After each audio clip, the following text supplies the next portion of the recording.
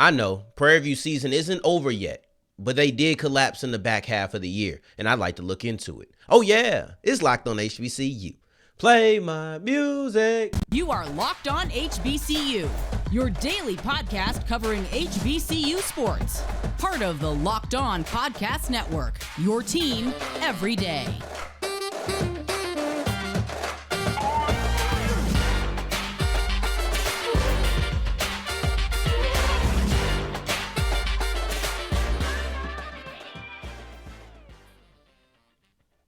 What's going on, family? Welcome back to another episode of the Locked on HBCU podcast, your number one daily one-stop shop for everything HBCU athletics, Monday through Friday, part of the Locked On Podcast Network, your team every day. And I, of course, am Darian Gray, a.k.a. the Mouth of the South, Texas Southern alum and former TSU Herald sports editor. Thank you for going on this journey with me, making Locked on HBCU your first listen of the day, every single day. And remember, just because the mic cuts off does not mean that the journey is over. It just means it's time to follow me on Twitter at South Exclusives. And today's episode is brought to you by LinkedIn. LinkedIn Jobs helps you find the qualified candidates that you need to talk to faster. Post your job for free at linkedin.com/lockedoncollege. That is linkedin.com/lockedoncollege. Terms and conditions do apply.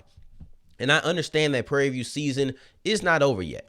I understand they still have a chance to make the SWAC championship, but I'd be blind to not see the fact that they did collapse late in the season. I want to look at this fact from a big picture and a small picture, and I understand there is not a period on their story yet, right? So they have not finished their story. They very well could make the SWAC championship. They could win the SWAC championship, and all of this would be like a moot point.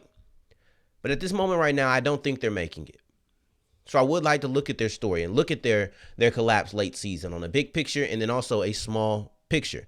Now, big picture, you played 11 games. You break down the first half, second half. I'm going to go ahead and put 5 in the first half just to really help my point and do 6 in the second half.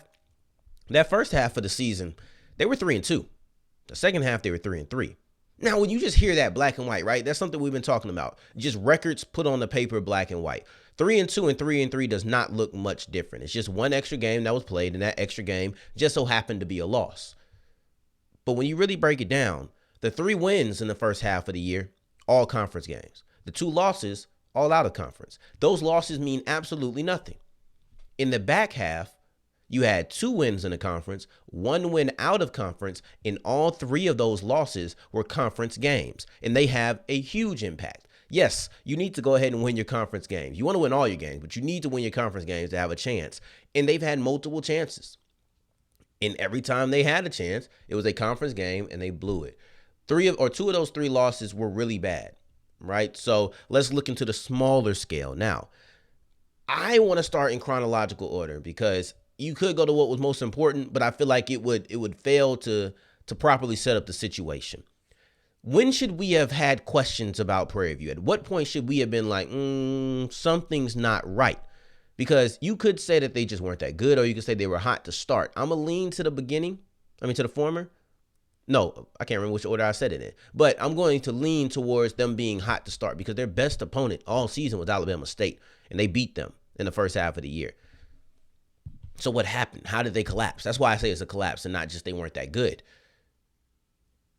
These guys, they failed or they struggled to beat Bethune-Cookman. And you didn't struggle to beat Bethune-Cookman. I don't think Jackson State struggled to beat Bethune-Cookman. If you're one of those top tier teams, you're not supposed to struggle against them. And I don't think Bethune-Cookman is like terrible, but I do believe that as a top tier team, you were supposed to beat Bethune-Cookman this year. But instead, you struggled. You had to come back from behind. That's when we should have looked and said something's up.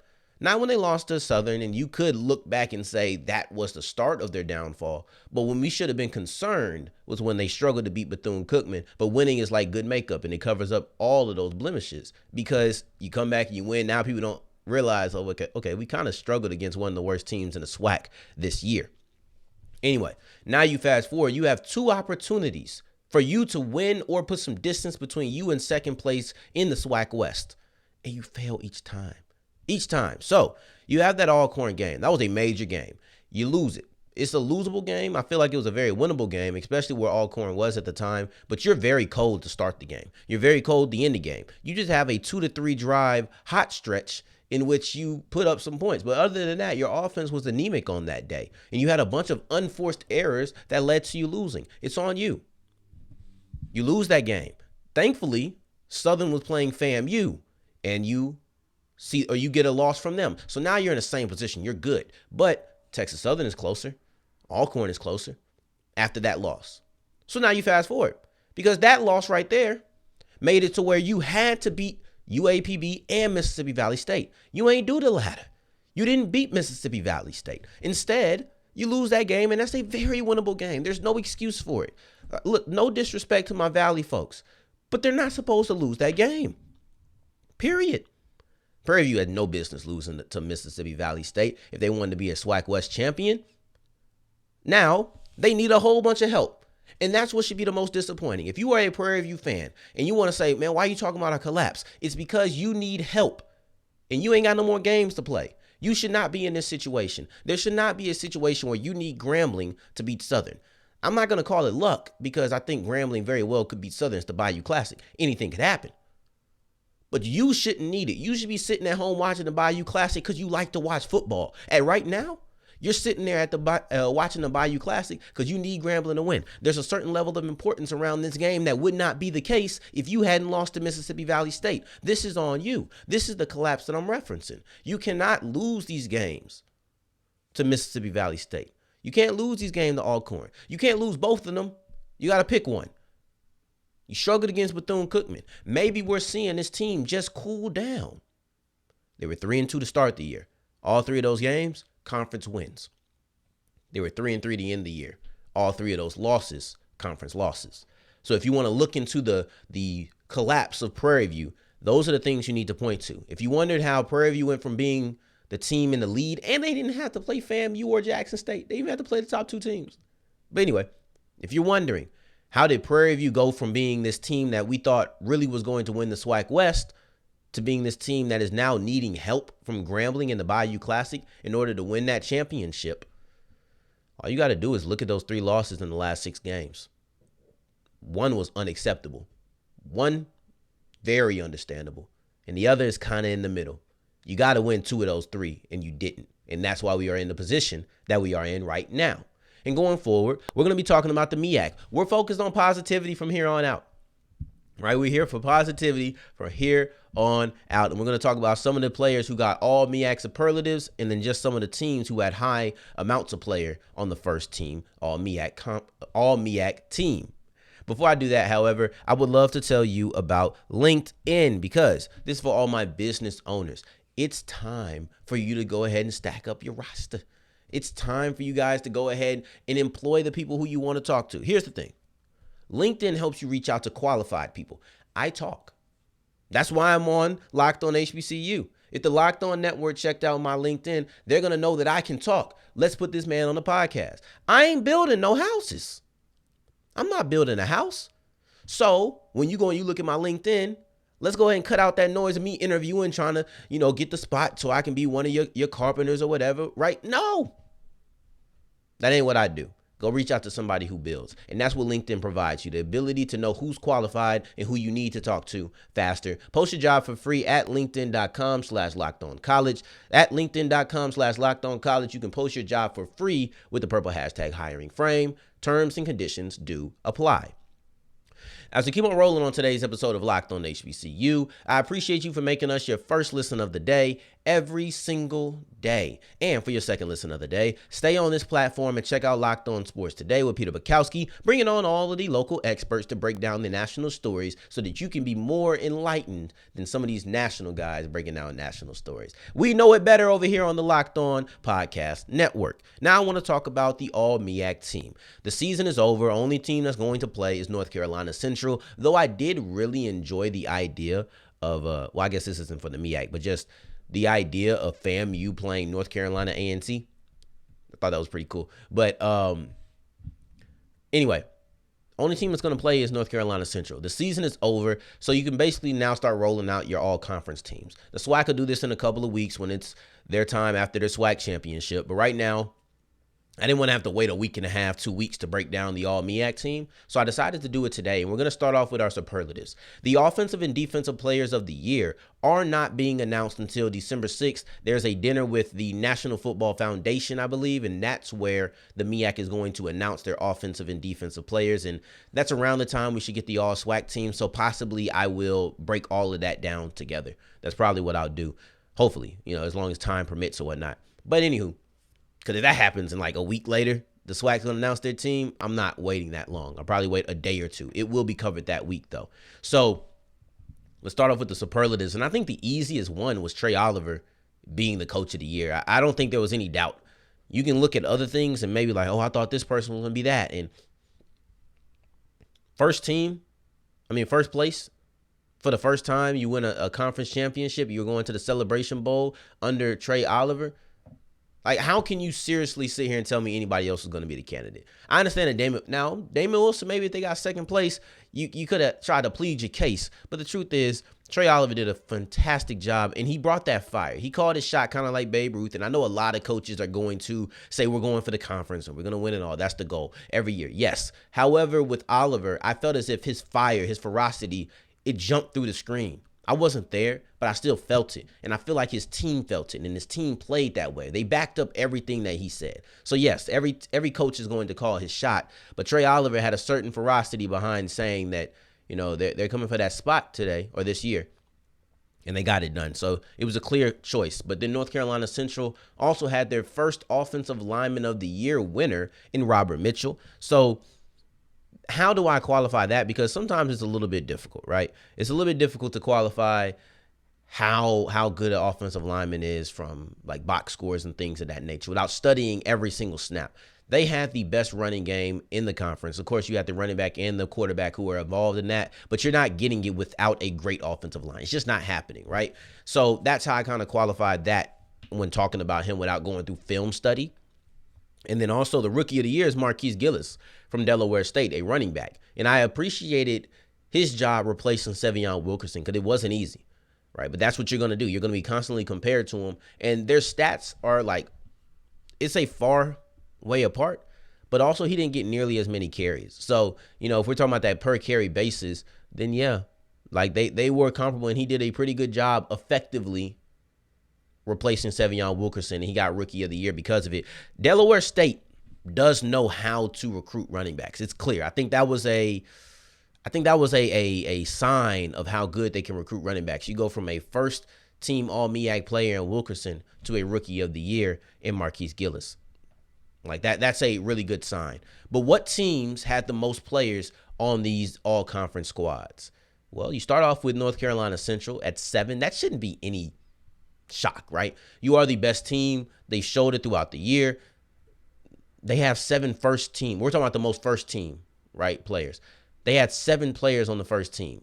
That's not a shocker. Then you have Howard at 6. They have 6 teams or 6 players on that team. So when you have that many, it kind of shows the turnaround. You ain't got just 2 or 3. And no, you got 6 players on that squad that honestly, you're not even including your quarterback, Quentin Williams, or your defensive lineman, Darian Brokenberg. And those are 2 players who we could easily have seen on the first team coming into the season, right? So these are 2 of your better players, and you still came through with 6. So that's very impressive. But then the one that's more surprising to me is, is South Carolina State. South Carolina State had 5 players. And I'm kind of on the fence where I stand on this. If I was a fan, would I want, in a bad year, would I want a lot of players on an all conference team? I'm kind of on the fence because part of me is like, yeah, at least I know I have talent, but then that makes me direct my eyes towards the coaching. And this ain't a shot at Buddy Pugh. I'm just talking in general, right? Just any team. We can talk about TSU if you wanted to, right? It doesn't matter. Do I want to have a bunch of players who I think are good and then think coaching is the problem? Or do I want to like, okay, you ain't got many players, so yeah, we just got to recruit more talent? I don't know. I'm on the fence. I guess it just depends on how much I believe in my coaching. Like, I think Buddy Pugh is a good coach, so I would love to have a bunch of players that are good, especially if they can come back, because then they're going to get better, you hope.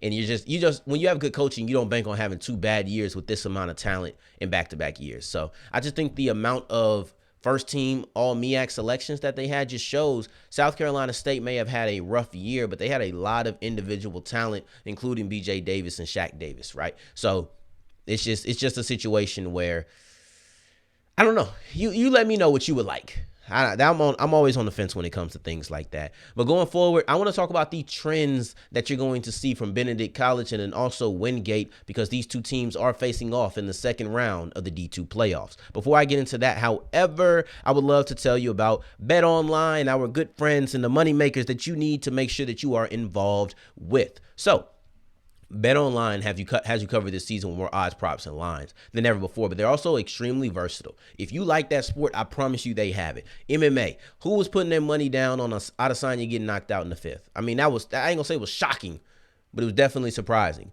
right? So you have football, professional, college. The playoffs are coming up. For the college, of course, college football teams. Then you have college basketball, NBA. You have the World Cup. You can put your money down on a variety of things on BetOnline, where the game starts. As we continue rolling on today's episode of Locked On HBCU, we're going to wrap up with the Benedict versus Wingate game. And Benedict has had a great year, a great season, and now they're in the playoffs, their first number one seed in the playoffs, right? So my thing with Benedict is you're playing for yourself, but at the same time, you're not really playing for HBCUs, but like you holding it down for HBCUs, and you kind of getting the get back for all D2 HBCUs too. So when I say you're playing for HBCUs, clearly you're playing for yourself, and that's the only thing that really matters in that locker room. That's the only thing that really matters, period. You're playing for yourself. But then, just these alternate storylines, these side notes, is you're the only HBCU who can win a playoff game this year. You had two in the D2 playoffs, both of which lost in the first round. Then North Carolina A&T and FAMU weren't able to make it. So now you're looking at a situation where,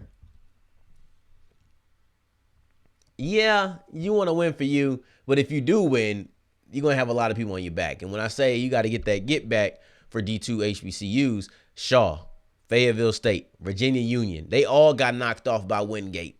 Like this Wingate team is kind of like the legend killer when it comes to HBCUs, and all of them are evolution. Like, he just attacked Triple H, Batista, and Ric Flair. You knocked off Shaw, Fayetteville State, and Virginia Union. But somebody had to stop the legend killer.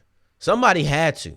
And that person needs to be Benedict College. That's how I'm looking at it. Shout out to my sister, because I know she's too young and she doesn't listen to the podcast. But if she is listening, she would appreciate my wrestling reference. But yeah, when I'm looking at this matchup, there's a couple of trends that I really want to look at, and ones that are going to have to break, because it's like they're on separate sides of the spectrum, where Benedict is good at one thing and then Wingate is good at stopping it, and then vice versa. Wingate is really good at something and Benedict is good at stopping it. It's one of those things where you have really good play on both sides of the ball, so something has to break. Let's look at some of these trends, though. Wingate has just done a phenomenal job eliminating the running game, right? So let's think back. I believe it was yesterday's episode. I know you all listen to it because I'm your first listen of the day every day, right? So, but you look back at that Wingate versus Virginia Union recap that I did, and one of the biggest takeaways was Jada Byers didn't have a great game, right? And that was one of the reasons, and probably the biggest reason, that Virginia Union did lose, because Wingate did a phenomenal job neutralizing and slowing down Jada Byers. And he said he'd never seen linebackers flow like that. So they don't allow a lot of running yards. It just doesn't happen. Well, Benedict gets a lot of running yards, right? So Benedict College has ran for over 150 yards in all but 4 games this year. Wingate has only allowed over 150 yards in 2 games this year. You continue rolling. Eric Phoenix is very effective on his when running the ball, when passing the ball. He's a great dual threat quarterback. He's somebody who's been effective in every game, right? So y'all know Benedict College. This is their 4th game of the week type highlight. We highlighted the Albany State game. We highlighted the Fort Valley game. We highlighted the Tuskegee SEAC championship game. So we highlighted all of those. Y'all know about Benedict at this point, right? So it's kind of surprising how much we covered them, but we have. And it's been a great time. Well, you look at, they've had over 450 total yards in 2 of the last 3 games. They scored over 35 points in their last 4 games and 7 times this year. So this is a high-powered offense that knows how to score points. Wingate doesn't allow points. They haven't allowed more than 24 all year long. These are the trends. Something has to break. Either they have to allow more than 24, right? You could have a middle ground about 30, 31 points or something of that nature, but that's still a win for Benedict. Then you look at their offense or the defense, excuse me. They're really strong defensively. They didn't get to this point by being one-dimensional. The Benedict defense has allowed over 300 yards only twice, and one was in a blowout victory. So really, what does that really weigh? You're looking at one serious 300-yard game by the opponent. Meanwhile, Wingate has had over 300 yards all but one time in the last 8 weeks. Something's got to change. Now, one trend that you don't want to change, if you're a Benedict fan, is Wingate throws a lot of interceptions. You're going to give me 1 or 2 interceptions in every game nearly. Benedict has had interceptions in half of the games. If you want to win this game, you might have to get a couple of turnovers. It's not going to be easy sledding for the offense. I don't expect it to be. You're going to have a tougher shot than you typically do. Well, get the ball back to them. If you have 10 possessions and it's like, okay, well, against this defense, you're only going to score on 7 of them or 6 of them. Well, let's go ahead and give me 12 possessions now, and maybe I can score on 7 or 8 of them because I now have turnovers and I'm getting my team the ball maybe on short fields. Interceptions should be big, and I'll really be watching and seeing, okay, can they produce some turnovers this week? Because if they do, it's going to give themselves a better chance at winning this game. And I appreciate you for making us your first listen of the day. Every day, I just checked. Tomorrow's episode is actually my 1-year anniversary with the Locked On Network. So I'm kind of excited. I don't know how we're going to do this, but I do know that I want to have, I don't know, I want to do something. I do know that I want to do something. I'm just not sure how I'm going to celebrate it. But yes, 1 year with the company. Shout out to Locked On HBCU. Shout out to you. I appreciate you guys so much for your second listen of the day. Make sure you're checking out the Locked On Sports Today podcast with Peter Bukowski. And on tomorrow's episode, we're going to be talking about the Bayou Classic because that is our last episode of the week. We're going to record that Wednesday night, and we are going to enjoy Thanksgiving. All right. In the meantime, in between time, if you want to look for me, you can find me on Twitter at South Exclusives. Until the next time that we hear each other, family, take care, stay blessed. Peace.